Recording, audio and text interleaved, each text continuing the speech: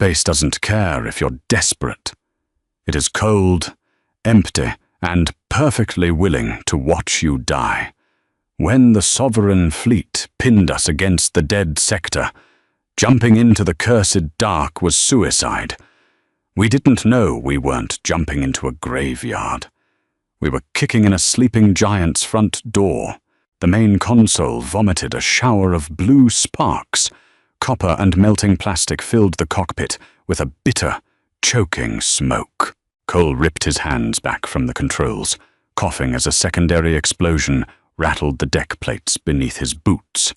The ship, a patched-together freighter, named the Wayward Sun, groaned. It wasn't the sound of metal bending. It was the sound of structural integrity giving up the ghost. "Shields are gone!" Harper yelled over the klaxons. She was strapped into the co-pilot seat, her four-fingered hands flying across the auxiliary relays. A smear of purple blood leaked from a gash above her ridged brow. "If they hit the starboard nacelle again, the reactor is going to breach." Cole gritted his teeth, grabbing the manual yoke. He threw the freighter into a violent spin. Inertial dampeners struggled to keep up. Gravity shifted hard, pressing his chest into the harness until his ribs cracked. Outside the reinforced viewport, 3 Sovereign interceptors sliced through the vacuum. They were sleek, silver, and arrogant.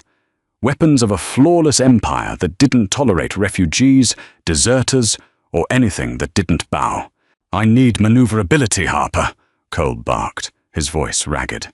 "You need a miracle," she shot back. "Thruster 3 is dead. Nav computer is locked in a reboot cycle. We have maybe 2 minutes of air before life support vents the rest of our oxygen to put out the fires in the cargo bay." In the back, strapped into a crash web, little Finn whimpered. He was too young to understand the politics of the sovereign authority, too young to know why they were running. He just knew the loud noises meant death. Cole glanced back at him, a hard knot forming in his throat. He looked back at the radar. Red triangles closed in. They weren't even firing at full capacity anymore. The sovereign ships were playing, toying with their prey before the killing blow. "They're hailing us," Harper said. Her tone was flat, resigned. "Put it on the overhead." The comms crackled, spitting static before a smooth, synthesized voice filled the cabin. "Vessel Wayward Sun, you are in violation of Imperial Edict. Cut your engines and prepare for boarding. Resistance will result in immediate vaporization." Cole muted the channel. He stared at the navigational chart projected in fading hololight on the dash. Ahead of them lay a swathe of space that was completely black on the sensors. No stars, no nav beacons, no trade routes. Sector 0, the dead sector, the forbidden zone. Every spacefaring species in the Orion Spur knew the stories. Ships that crossed the threshold didn't come back. Probe signals vanished the second they crossed the boundary line. The sovereign authority, in all its mighty, arrogant glory, had established a quarantine border 10 parsecs wide, just to keep people away from it. Rumors said it was a subspace anomaly, a black hole cluster, a feeding ground for cosmic leviathans. "Harper," Cole said softly. She looked at him. Her amber eyes widened as she followed his gaze to the nav chart. "No, Cole, absolutely not. They're going to board us. You know what they do to defectors. You know what they'll do to Finn. Jumping into the dead sector is suicide." She gripped the armrests. "There are no coordinates. The quantum drive will tear us apart in transit. If we don't hit a star, we'll drop out into a hard vacuum with no way back. We'll suffocate. We're going to suffocate anyway," Cole said. He reached for the quantum drive sequencer. The metal lever was cold.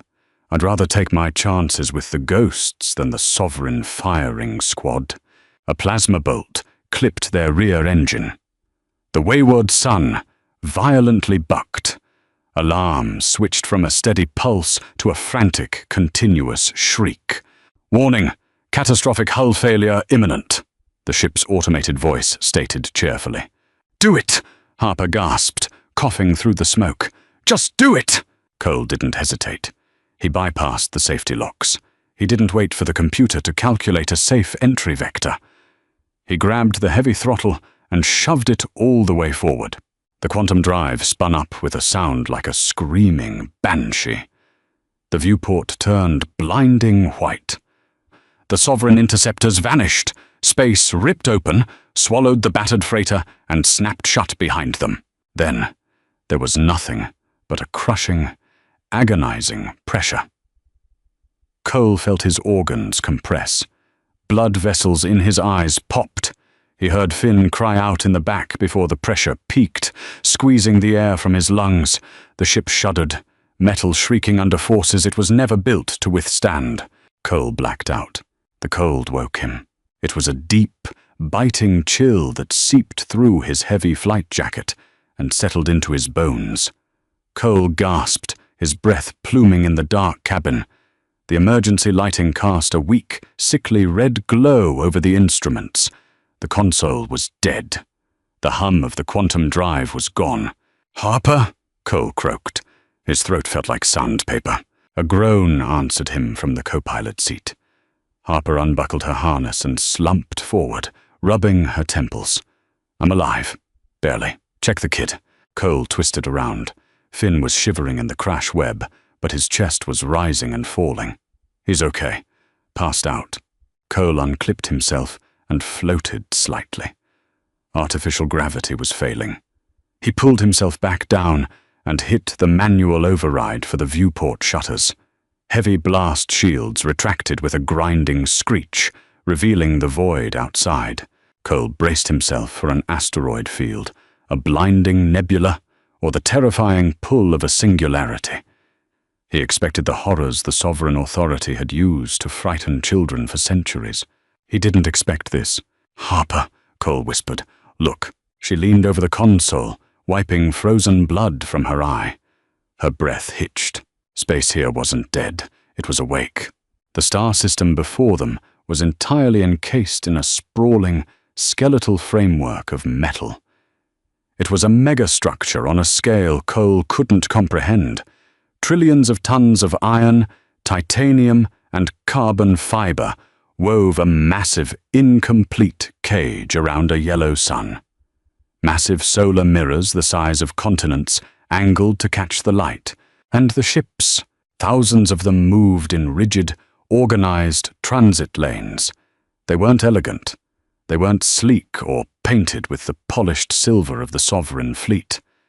They were brutalist, ugly, utilitarian, covered in thick, scarred armor plating, bristling with kinetic batteries and railguns. They looked like weapons that had survived 100 wars and were simply waiting for the next one.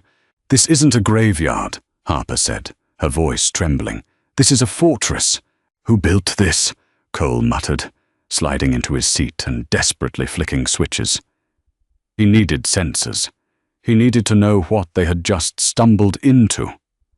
"The Sovereign Authority says this sector is empty. A wasteland." "The Authority lies," Harper said. "Can you get the comms up?" "Trying." Cole routed the remaining auxiliary power to the sensor suite. A blurry, static-filled screen flickered to life. The moment the sensors powered on, a blip appeared on the radar. It wasn't miles away. It was right on top of them. A shadow fell over the wayward sun. Cole looked up. A heavy cruiser had drifted silently above them. It blocked out the light of the caged sun. Its hull was dark grey, battered by micrometeorites and scarred by old laser burns. Along its massive flank, thick white lettering spelled out a word in a script Cole didn't recognize. Suddenly, a localized tractor beam slammed into their ship. The freighter shuddered violently as it was caught in an invisible, crushing grip. "We're caught," Cole said, his hands flying uselessly over the dead controls. "They have us." The comms crackled. The static was heavy, archaic. Then a voice spoke. It wasn't translated through a sleek, sovereign diplomatic matrix. It was rough, distorted by an old-school radio frequency. Unidentified vessel. This is the United Earth Defense Cruiser, Vanguard. You have breached a restricted military quarantine zone. Cut your failing power core and prepare to be boarded. Hostile action will be met with overwhelming kinetic force. Cole froze. United Earth Defense. Earth. He looked at Harper. She looked back. Terror plain on her face. Earth? Harper whispered. That's a myth, a ghost story from the old cycles. The sovereign authority wiped out the Terrans 3,000 years ago. They burned their homeworld to glass. Apparently, Cole said, watching as two heavy boarding pods detached from the belly of the cruiser and shot toward them. The sovereign authority missed. The boarding pods hit the hull with a deafening clang. Magnetic clamps locked on. Sparks flew outside the viewport as breaching lasers began cutting through the outer airlock door. Cole unholstered his plasma pistol, his hands shaking. He stepped into the narrow corridor separating the cockpit from the airlock. Harper pulled Finn behind her, backing into a corner. Cole, don't, Harper warned. If they are what the legends say, a sidearm won't stop them. I'm not letting a myth take my ship without a fight, Cole said, though he didn't believe his own words. The legends of the Terrans were terrifying. Apex predators from a death world, relentless, unyielding, who fought with a savagery that sickened the civilized galaxy. The heavy inner airlock door groaned. A seam of molten orange appeared down the center. The metal hissed, bubbling under extreme heat. Then, with a violent kick, the heavy steel doors were blown entirely off their hinges. Smoke billowed into the corridor. Through the haze, heavy footsteps echoed. Clanking, mechanical boots on the deck plates. Two figures stepped through the breach. They wore bulky, heavily armored void suits. The armor was scratched, scuffed, painted in a dull olive drab. Their helmets featured opaque, gold-tinted visors. They held massive, primitive-looking slug throwers, kinetic weapons that the rest of the galaxy had abandoned centuries ago for plasma. But the sheer size of the barrels told Cole these weapons would tear through bulkheads like paper. One of them lowered their rifle slightly. A hand reached up and unlatched the helmet. With a hiss of depressurization, the helmet came off. It was a man. He had pale skin, scarred along the jawline, and eyes the color of cold steel. He didn't look like a mythical demon. He looked tired, deeply, profoundly tired. The man looked at Cole, then down at the plasma pistol, trembling in Cole's hand. He didn't raise his own weapon. He just sighed. "Put it down, kid," the man said. His voice was gruff, devoid of malice but heavy with authority. "Unless you want to vent what little oxygen you have left through a bullet hole, holster the toy." Cole hesitated. He looked at the man's eyes.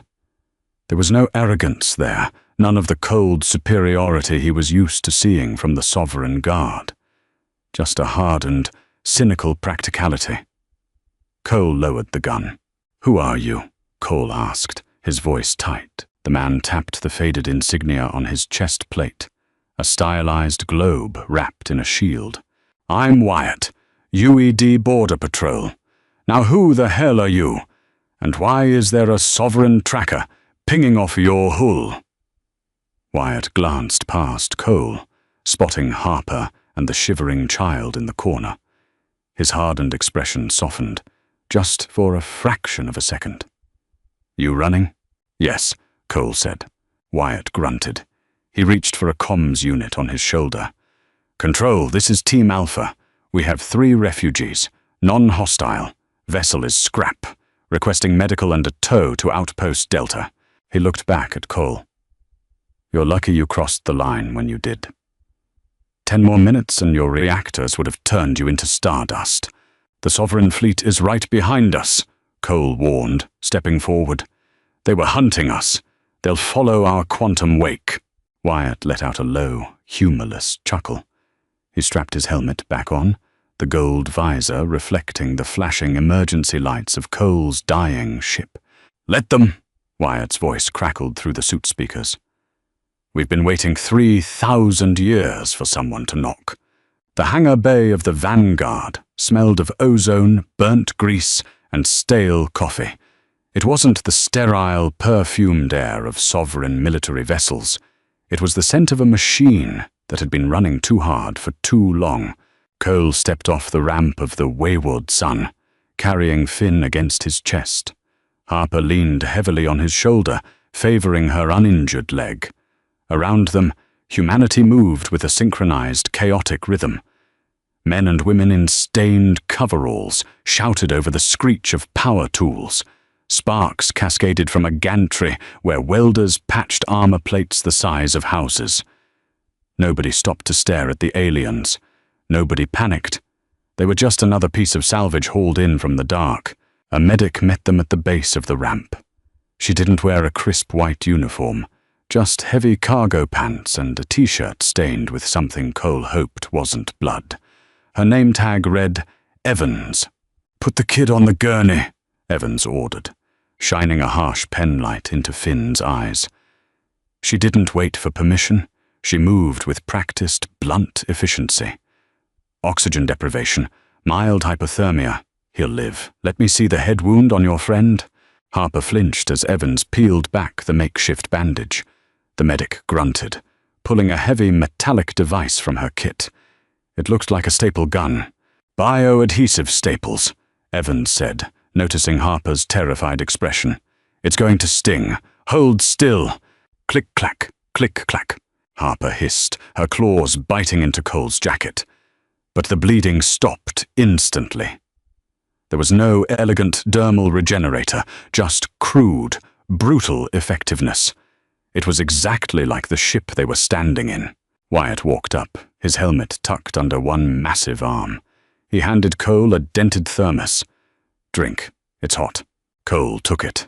The liquid inside was pitch black and bitter enough to strip paint, but it sent a rush of warmth all the way down to his toes. "Thank you." "Don't thank me yet," Wyatt grumbled, checking a bulky data pad strapped to his wrist. "Sensors just picked up 3 spatial fractures on the edge of the sector. You brought company."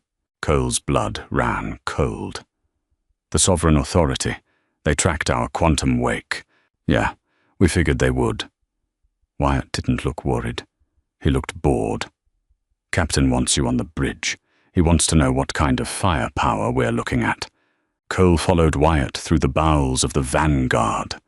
The corridors were narrow, lined with exposed pipes and thick bundles of cabling. Bulkhead doors were thick steel, heavily scarred. Everything felt heavy, dense, built to take a beating and keep functioning. The bridge was a cavernous room, bathed in low amber light. Screens dominated the forward wall, projecting tactical data in harsh, jagged graphics. There were no sleek holographic interfaces. Men and women sat at analog consoles, flipping physical switches and shouting coordinates. At the center of it all stood an older man with a grey beard and a battered leather jacket over his uniform. "Captain Reynolds," Wyatt said, snapping a lazy salute. "Brought the stray?" Reynolds turned. His eyes were pale, calculating, and entirely devoid of fear. He looked Cole up and down, then gestured to the main tactical screen. 3 Sovereign interceptors," Reynolds said, his voice a gravelly baritone. "And 1 heavy dreadnought just dropped out of slip space. Is that the welcoming committee that was chasing you?" Cole stared at the screen. The dreadnought was the Radiance, a 3-mile-long city of polished white metal and plasma batteries. It was a planetary subjugation vessel. "Yes, Captain, you don't understand. The Radiance carries enough firepower to glass a continent. You need to run." Reynolds took a slow sip from a ceramic mug. "Run where, son? We've been backed into this corner for 3 millennia. A young comms officer ripped a headset off her ear. "Sir, we're being hailed. Open broadcast, all frequencies. Put it on the speakers, Lieutenant." The bridge went dead silent. The static cleared, replaced by the smooth, arrogant synthesis of a sovereign commander. Unidentified vessels. This is Fleet Master Vial of the Sovereign Authority. You are occupying a quarantined sector in violation of Imperial law. Surrender the fugitives you have taken aboard and power down your weapons. Comply, and your execution will be swift. Resist, and your primitive scrap heap will be vaporized. Cole felt his chest tighten. He had seen sovereign dreadnoughts crack planetary shields. He knew what came next. Reynolds didn't blink. He set his mug down on the console. It made a dull, heavy thud. "Lieutenant," Reynolds said softly. "Open a channel. Audio only." "Channel open, sir." Reynolds leaned over the microphone. He didn't yell. He didn't posture. "Sovereign vessel, Radiance. This is Captain Reynolds of the UED Vanguard. We don't care about your laws, and we don't recognize your authority. You're trespassing in Terran space." Reynolds paused, letting the words hang in the void. "Get off our lawn." He cut the channel. Cole stood paralyzed. "You just declared war on the Sovereign Empire." "No," Reynolds corrected, his eyes locking onto the tactical screen as the red icons of the Sovereign ships began to accelerate. "They declared war on us 3,000 years ago. We just finally finished building our response." He hit a red button on his console. Alarms blared, a deep, resonating klaxon that rattled Cole's teeth. "All hands, condition 0. Spin up the magnetic accelerators. Let's show these bastards what kinetic energy looks like." The Vanguard didn't maneuver with the graceful, fluid arcs of a sovereign ship. It shuddered. It groaned. It pivoted with the raw, brutal force of massive maneuvering thrusters, turning its heavily armored nose directly toward the incoming fleet. On the main screen, the Sovereign interceptors broke formation. They were fast, darting ahead of the dreadnought like silver arrows. "Inbound plasma fire," the tactical officer shouted. "Multiple contacts. Reroute power to forward thermal shields. Brace for impact." The ship rocked. Cole grabbed a railing to keep from falling. On the external monitors, brilliant bursts of green plasma washed over the Vanguard's bow. The energy dissipated against invisible shielding, painting the hull in a ghostly, radioactive glow. But the human ship didn't buckle. It didn't burn. It just absorbed the heat, venting steam from massive exterior exhaust ports. "Shields holding at 80%, Tactical reported. "They're trying to blind our sensors." "Let them try," Reynolds said. "Targeting?" "Firing solutions locked on the interceptors, sir. Point defense network is hot." "Fire." There were no glowing beams of light, no cinematic lasers cutting through the dark. There was only a concussive series of thuds that vibrated up through the deck plates, so violent Cole felt them in his chest. Thud, thud, thud. Along the hull of the Vanguard, rows of massive rotary cannons spun up, spitting thousands of depleted uranium rounds per second into the void. It was a wall of solid metal moving at supersonic speeds. The Sovereign interceptors, designed to deflect energy weapons, flew right into it. The first interceptor disintegrated. The kinetic rounds shredded its delicate energy shielding in a microsecond, tearing through the pristine silver hull like a shotgun blast through tissue paper. It vanished in a silent, violent cloud of debris. The second tried to bank away, but a barrage of flak tore its starboard wing off, sending it into a fatal, uncontrollable spin. The third retreated, fleeing back toward the dreadnought in a panic. "2 splashes," the tactical officer called out, his voice strictly professional. "Dreadnought is charging main battery." The radiance was glowing. Along its belly, a massive plasma lance gathered energy, glowing brighter than the caged sun behind them. It was a weapon meant to execute planets. "Captain, that lance will punch right through our thermal shields," Wyatt said, stepping up beside Reynolds. "I know," Reynolds replied. He looked at the weapons console. "Status on the Mac guns?" Tubes 1 and 2 are loaded. Coils are fully charged, solid tungsten slugs. Give me a firing solution right down their throat. Target the center mass of that plasma lance. Cole watched the screen in horrified awe. The humans weren't trying to evade. They were drawing a line in the sand. Warning, incoming high-yield energy signature. The ship's computer droned. The radiance fired. A beam of blinding, searing white energy erupted from the dreadnought, crossing the distance between the two ships in a heartbeat. Fire Mach 1 and 2, Reynolds ordered. The Vanguard violently bucked backward. The sound was deafening, a localized thunderclap that popped Cole's ears. Two massive streaks of distorted space shot from the front of the cruiser. They weren't glowing. They were just heavy, dense mass, accelerated to a fraction of the speed of light. The tungsten slugs met the plasma beam midway.